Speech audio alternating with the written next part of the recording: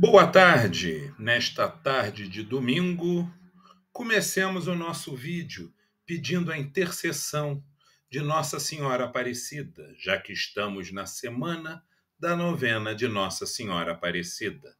No próximo sábado, 12 de outubro, comemoraremos a data da nossa Mãe Aparecida, padroeira do Brasil. Então, comecemos com a nossa prece, pedindo a intercessão de Nossa Senhora. Deus vos salve, Virgem, esposa do Divino Espírito Santo. Ave Maria, cheia de graça, o Senhor é convosco. Bendita sois vós entre as mulheres, e bendito é o fruto do vosso ventre, Jesus. Santa Maria, Mãe de Deus, rogai por nós, pecadores, agora e na hora da nossa morte. Amém. Rogai por nós, Santa Mãe de Deus, para que sejamos dignos das promessas de Cristo. Amém. Glorioso São José, rogai por nós. O evangelho deste domingo é tirado do capítulo 10 de São Marcos, versículos de 2 a 16.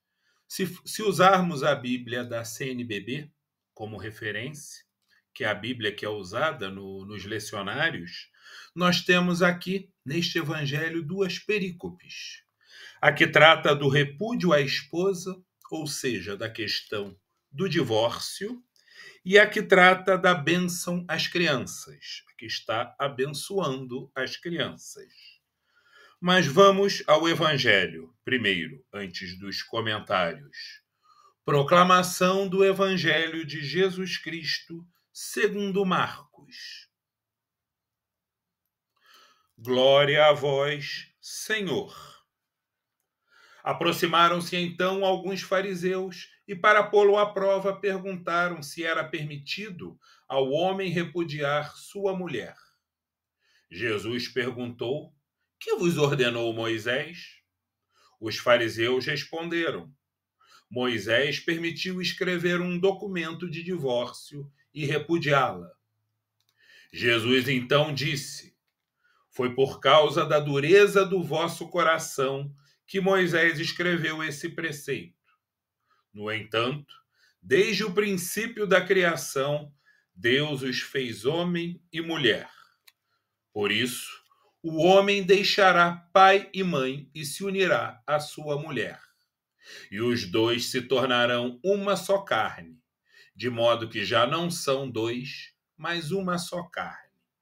Portanto, o que Deus uniu, o homem não separe. Em casa, outra vez, os discípulos fizeram-lhe perguntas sobre o assunto. Jesus respondeu: quem repudia sua mulher e se casa com outra, comete adultério contra a primeira. E se uma mulher, tendo repudiado seu marido, se casa com outro, comete adultério. Traziam também crianças para que Jesus as tocasse, mas os discípulos os repreendiam. Vendo isso, Jesus indignou-se e disse: deixai as crianças virem a mim, e não as impeçais, pois o reino de Deus pertence aos que a ela se assemelham. Em verdade vos digo, quem não receber o reino de Deus como uma criança, nele não entrará. E abraçou as crianças, impôs as mãos sobre elas e as abençoou. Palavra da salvação. Glória a vós, Senhor. Mas antes dos comentários, não nos esqueçamos da nossa oração, tirada aqui do livro da CNBB, Lectio Divina. Aliás, eu quero agradecer ao Padre Antônio Carlos, aqui da Diocese de Petrópolis, da Paróquia do Rosário, por ter me ensinado que é Lectio Divina a pronúncia correta, e não Lectio Divina. Mas rezemos e contemplemos a palavra de Deus. Eu acho sempre essas orações que vêm nesse livro para nos ajudar durante a nossa Lexio Divina. Eu acho elas muito ricas, muito bonitas. Vamos a ela. Senhor Jesus, em vossa palavra renovada emerge a profunda verdade de que o homem e a mulher, criados à vossa imagem e semelhança por Deus, se tornam uma só carne. Eles se entrelaçam em uma conexão de dom e acolhimento mútuo, fundindo-se em uma única vida, enlaçada pelo amor indivisível. Nesse sentido, o matrimônio irradia a essência da Trindade, sendo um reflexo da perfeita comunhão, uma vitória sobre a solidão que a assola. Nossos corações se erguem em gratidão. Jesus, pois, a união do homem e da mulher ecoa a relação entre Deus e a humanidade. Deus se apresenta como o esposo eterno e a humanidade é sua amada, envolta em seu amor infinito. Nosso destino é a fusão com ele, em um intercâmbio ininterrupto de afeto, representado na vossa encarnação como filho. Vós, Jesus, nos desvelastes esse mistério no qual Deus une-se de modo indissolúvel à nossa humanidade, a cada indivíduo. Quando o pecado original lançou a humanidade ao afastamento de Deus, despojando-a de sua verdadeira essência e conexão com o mundo, vós, Jesus, restaurastes essa ligação, devolvendo ao homem o seu senhorio sobre a criação. Libertai-nos da rigidez do coração. Em vós testemunhamos e acolhemos o amor divino que nos brinda a oportunidade de viver aquilo que desde o princípio era concebido. Um amor completo e fiel, que espelha o amor divino, pois sem essa completude não é amor verdadeiro. A relação entre esposo e esposa ecoa perpetuamente a união entre Cristo e a sua igreja. Amém. É interessante como os fariseus de ontem e de hoje estão sempre querendo pegar Jesus e seus seguidores, né? Os fariseus chegam querendo armar armadilhas, testar o conhecimento de Jesus e perguntam a ele acerca do divórcio, acerca de repudiar uma mulher, se era permitido ou não. E Jesus, né, com muita astúcia, muita inteligência, né, a sabedoria encarnada, responde com uma pergunta: o que vos diz Moisés? Ou seja, vocês já não sabem o que é dito na palavra? E os fariseus recorrem ao Deuteronômio e dizem, né, que Moisés permitiu que fosse dada a carta de divórcio.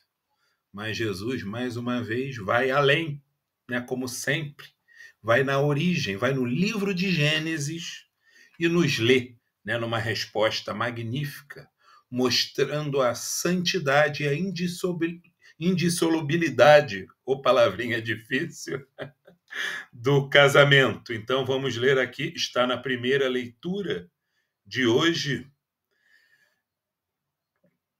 E Adão exclamou: desta vez sim, é osso dos meus ossos e carne da minha carne.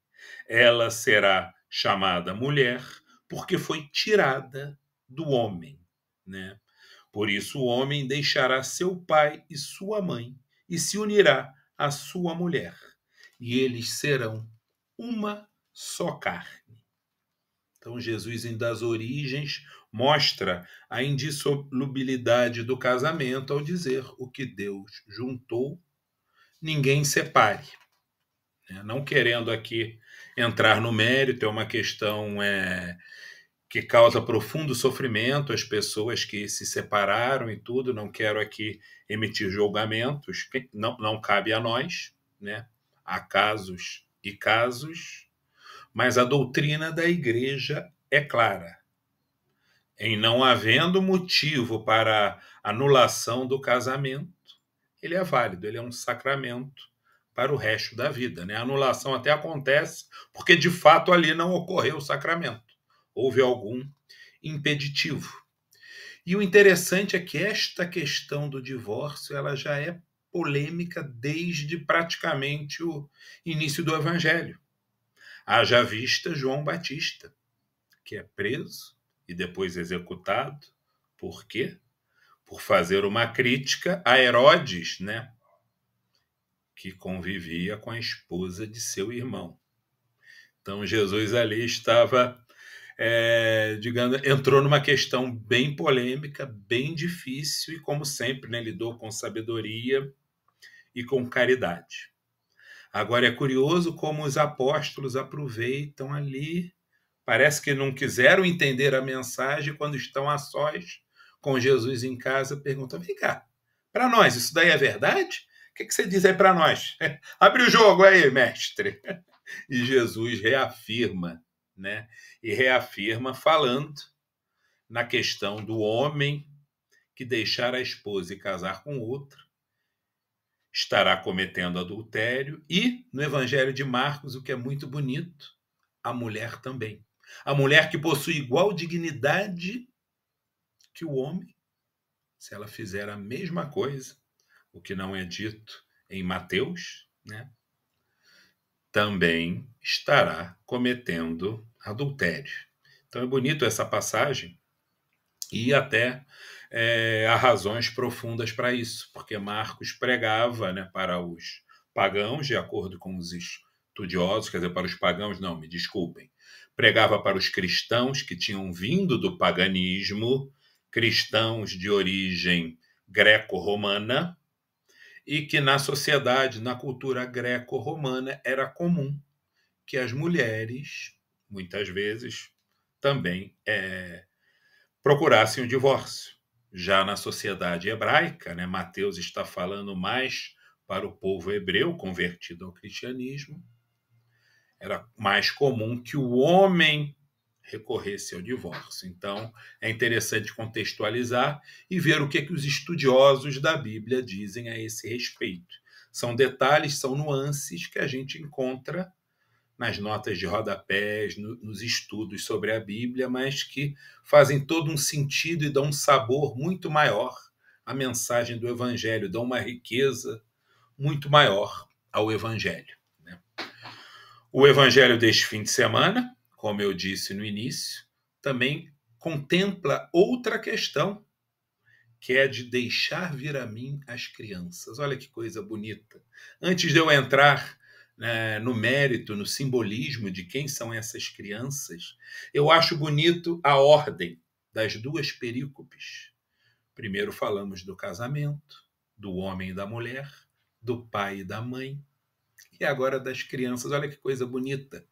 O casamento é justamente para isso. Deixa vir a mim as criancinhas.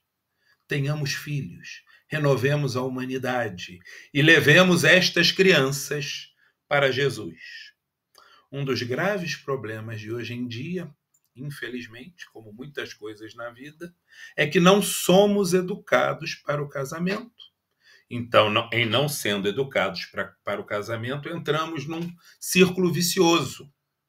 Não educamos nossas crianças para o respeito ao casamento, para refletir antes de se casar. E isso cria, né?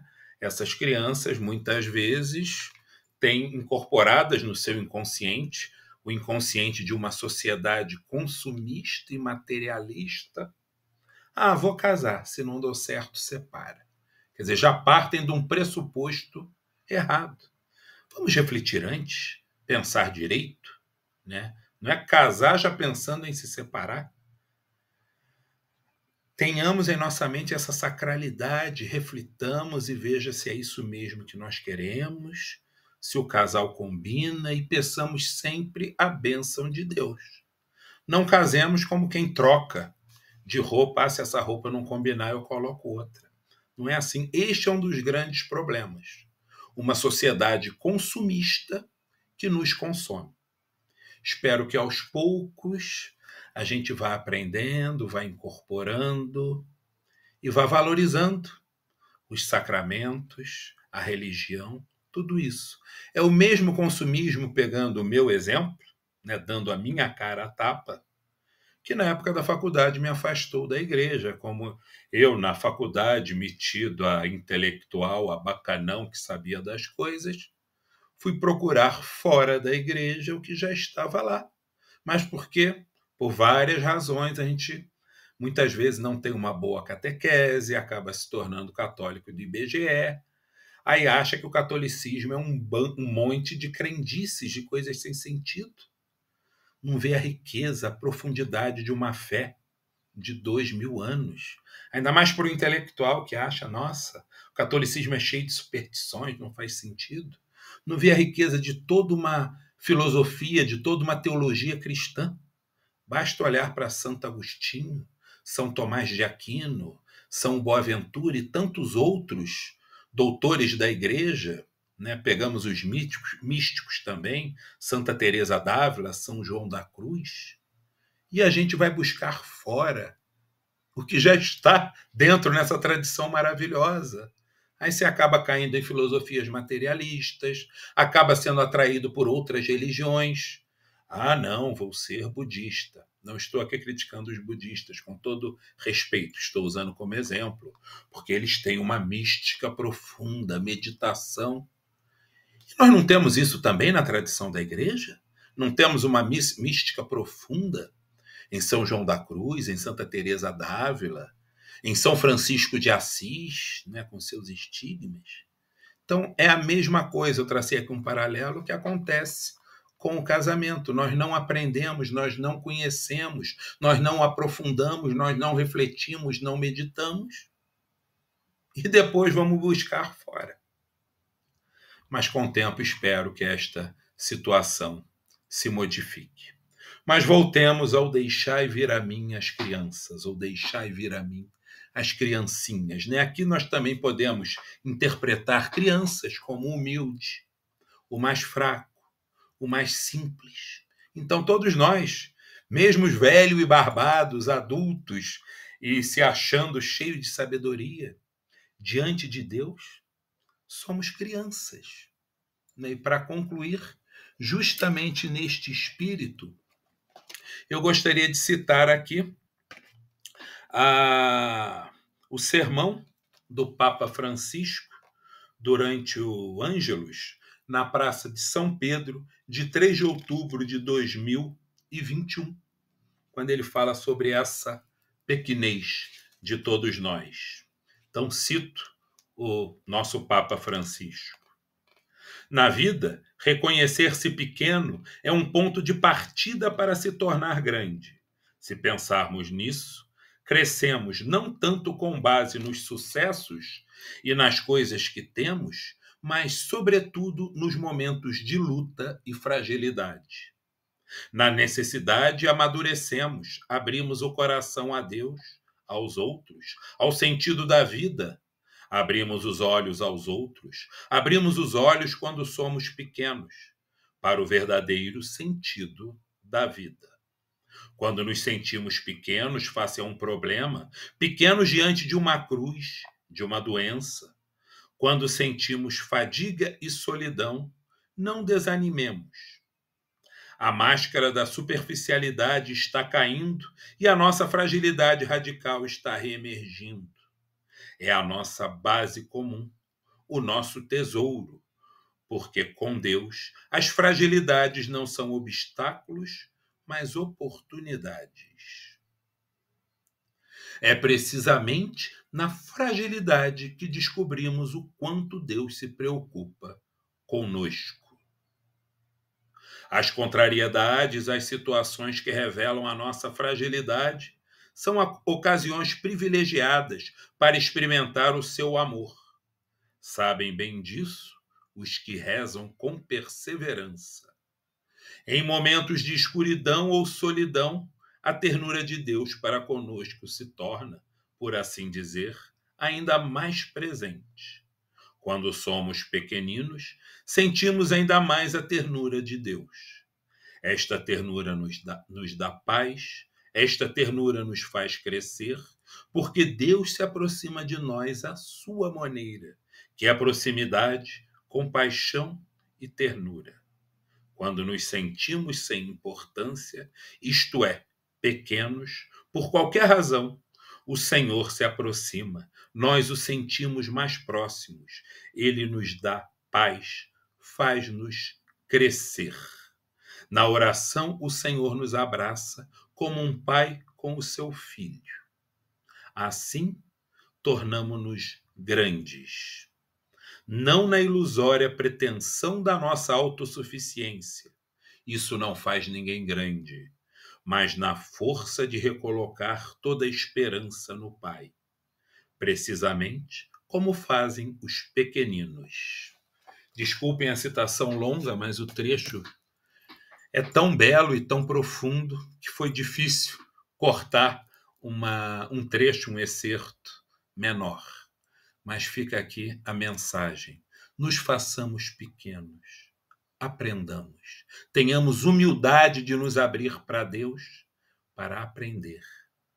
E assim saberemos respeitar os sacramentos, saberemos nos conhecer, saberemos conhecer a Deus. Receberemos esta graça, né?